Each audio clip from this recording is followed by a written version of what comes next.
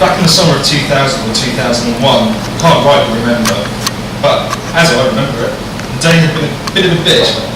Height of the summer in the underground is never a pleasant thing, with no air conditioning in the tunnels, and all those people, bloody murder. And being a station supervisor, it can be a bit of a nightmare.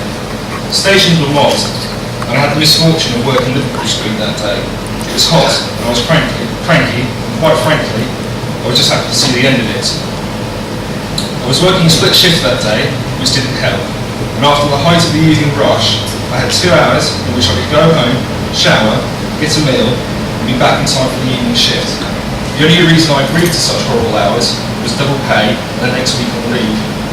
So I had my shower and food, caught up on the evening news, and was back at Liverpool Street by 8. The only thing eventful to happen that evening, before I got a call from the line controller, was a drink-fueled lover's spat that got particularly vocal, and some zealot preaching to me that I'd lost the way of God. I politely nodded and told him I was a busy man and didn't have time. Not strictly professional, I know, but as irritated as I was, the guy was lucky not to get a slap. I do apologise. I'm not painting myself in particularly pleasant light here, am I? I smiled courteously and asked him to continue. Yeah, sorry. Getting kind of nervous, you know. What's this interview for anyway?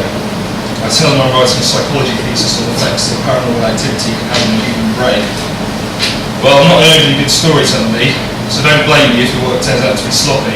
But anyway, I'm at the end of my shift, and the bustle dies down, and there's some rowdy types there that aren't any trouble apart from how freaking loud they are, but otherwise, my shift is drawing to a close. I make sure everything is shut down, escalators, elevators, that kind of stuff, and I start my sweep of the station. Bearing in mind this is Liverpool Street, it's a fairly big job.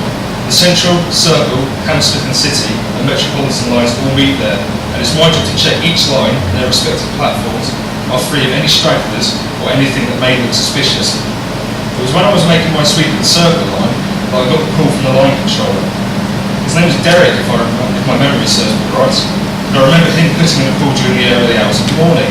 Sod's law, really, because after my sweep, I was due to clock off. I picked up the phone, and Derek answered, and he asked me if I'd checked the Central line. I told him I hadn't. He told me he was looking at the CCTV for the Central line, and he could see a man stood just opposite the entrance to the eastbound platform. I asked Derek if he could describe him for me. He replied by telling me that the man had nondescript features, dark hair that was hidden mostly under a green cap, and was wearing white overalls that looked thick with grease.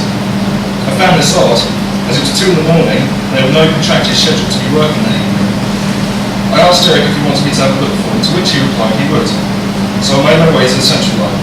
By what Derek had told me, I should have seen the guy as soon as I entered the eastbound platform, but I couldn't see him. I walked the length of the platform and back, as well as checking the westbound platform, but I couldn't see anybody. I went to the nearest phone and gave Derek a call. I was quite blunt with him. I told him I couldn't see anybody. Derek didn't reply, so I asked him if he heard me, and he said, I'll never forget this, he said to me, "But he stood right behind you." I was more confused than anything, but I turned to look down the platform again, and, as before, it was empty. I asked Derek if he was sure that he was looking at the eastbound camera, to which he replied he was. He said he could see me on the phone, and the man with the cap and dirty overalls stood not 6 feet away from me.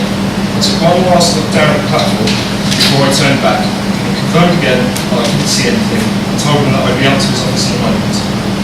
It was then, and only then, that I felt a quick shudder. It was only fleeting, but definitely there, and it was cold too. Again, it was brief, but I swear for a split second, I could see my breath. I turned to make my way back up to Derek's office, and before I even realised it, I let out a short scream. More of a shriek, really, but on the bench in front of me was a dark green cap, a set of dirty overalls, folded neatly, and a pair of muddy boots, the latter of which led footprints from the edge of the platform to where they now rested. The footprints, in fact, had come within a foot of where I'd been standing on the phone, which may explain the shudder I felt, but I didn't see anybody, and I didn't hear anyone walking behind me. The gap between my last sweep of the platform and turning to see the close was no more than 10 seconds. I have no shame in telling you that I hightailed it out there pretty damn quickly after that. I took a look at the security footage afterwards, and despite Derek's insistence on what he saw, the security footage showed no one standing behind it, and no one standing behind me at the platform. I swear though, at the time I jugger, you can see a flicker of something behind me, like a hue of leaking gas or a shimmer of being found from a mirage, but then it's gone, and I haven't worked at the station since then.